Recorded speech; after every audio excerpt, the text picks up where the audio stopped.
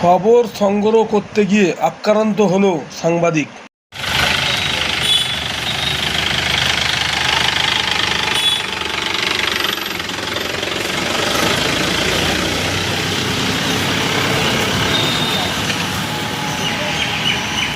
আমাদের বাড়ির পাশে একটা মন্দির আছে, সেই মন্দিরে সন্ধিবাজ খবর করতে গেছিলো। ঝামেলা কদিন ধরে চলছিল, এটা নিয়ে খবর করতে গেছিলো।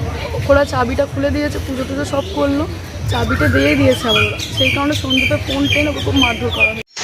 কে মেরেছে, কি অবস্থায় এখন আছে? প্রশাসন থাকা শুদ্ধ কিচ্ছু করেনি, প্রশাসন শুধু দাঁড়িয়ে দাঁড়িয়ে দেখছিল।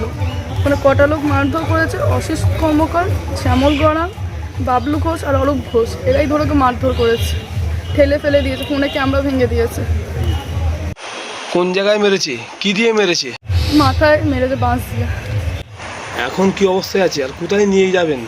এখন আছে, আমাকে সিটি স্ক্যান করতে বলেছে, কথা বলতে পারছে না তো। এখন আপনারা কি চাইছেন, কোথায় যাবেন?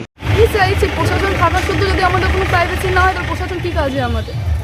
প্রশাসন হাতে ছুরি পরে বসতে পারে, প্রশাসন আমাদের কোনো সেফটি না দিতে পারে, প্রশাসন কী কাজে? ওখানে দাঁড়িয়ে দাঁড়িয়ে দেখছে একটা সাংবাদিককে মারা হচ্ছে, প্রশাসন দাঁড়িয়ে দেখছে।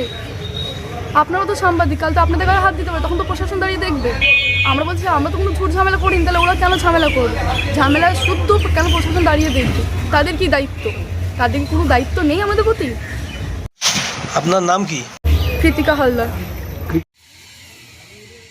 ইউনিফর্ম পরে যেটা করলে অসুবিধা কি আছে? চাবি দিয়ে দিচ্ছে ওরা। না না, ও আমাদের ছেলে আছে, আমি আছে দেখছেন।